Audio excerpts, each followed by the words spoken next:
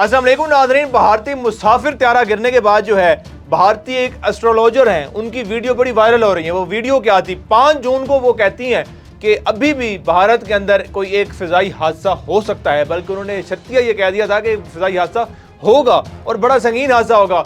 उसके बाद ज़ाहिर है लोगों ने उनको तनकीद का निशाना बनाया कि ये कैसी गुफ्तगू कर रही हो तुम, ये तुम कैसी बात कर रही हो। ज़ाहिर है भारत के अंदर जो है वो इंतशार फैलाने वाले वो लोग हैं, उनको बड़ा मज़ा आता है इंतशार फैलाकर। तो ऐसे खातून को भी उस वक्त जो है ये इस बात का निशाना बनाया गया और उसके ऊपर तनकीद की गई कि ये तुम कैसी गुफ्तगू कर रही हो भारत के बारे में, भारत के अंदर अभी एक और फ़िज़ाई हादसा हो सकता है। उसके बाद जी त्यारा गिर जाता है, मुसाफिर त्यारा, जिसके अंदर 242 जो है मुसाफिर मौजूद थे, जिनमें से सिर्फ एक खुशकिस्मत मुसाफिर है जो बचता है। लेकिन इस हादसे के बाद जो है उसी खातून एस्ट्रोलॉजर की वीडियो जो है दोबारा वायरल होना शुरू हो जाती है और इस वक्त सोशल मीडिया पर हर शख्स ये बहस कर रहा है कि कैसे इसको मालूम हो जाता है इस खातून को कैसे कि ये मामला होने वाला है, या कोई भी हादसा होने से पहले या कोई भी साने होने से पहले इसको कैसे पता चल जाता है। और ये बता भी देती है, जब उस वक्त बताती है तो कोई यकीन नहीं करता, तब सब तनकीद करते हैं। लेकिन उसके बाद फिर जब वो वाक़या सच हो जाता है, जब ज़ाहिर है जो लोग हैं या हुकूमत है उस पर कोई एक्शन ले या उसके लिए कोई एहतियाती तदबीर इख्तियार करे बजाय इसके, वो तनकीद करती है। फिर उसके बाद जब ये वाक़या सच हो जाता है, फिर उसके बाद अब लोग जो हैं वो बड़ी तारीफ़ भी कर रहे हैं और उनसे सवालात भी कर रहे हैं सोशल मीडिया के ऊपर कि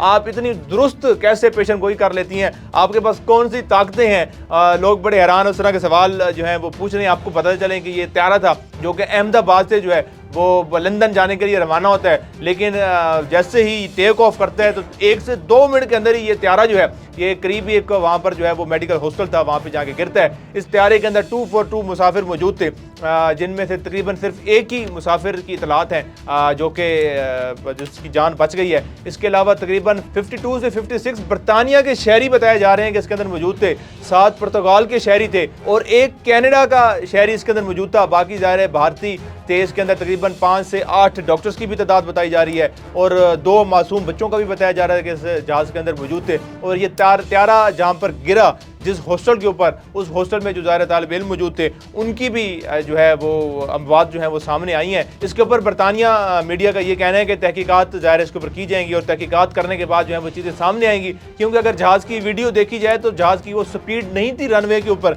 जो एक स्पीड होती है जिसके बाद वो टेक ऑफ करता है, वो स्पीड अगर जहाज़ ने बरकरार नहीं की, उसके बाद क्यों पायलट ने जो है उसको टेक ऑफ फिर भी करवाया? क्या इसके अंदर जो कंप्यूटराइज सिस्टम और सेंसर होते हैं, क्या उसके अंदर कोई मसला था या कोई इलेक्ट्रॉनिक सिस्टम का इशू था? क्या वजह हो सकती है? ये तमाम तर बरतानिया मीडिया के मुताबिक ये तमाम तर जो है तहकीकात मुकम्मल होने के बाद ही तफसीलात सामने आएंगी।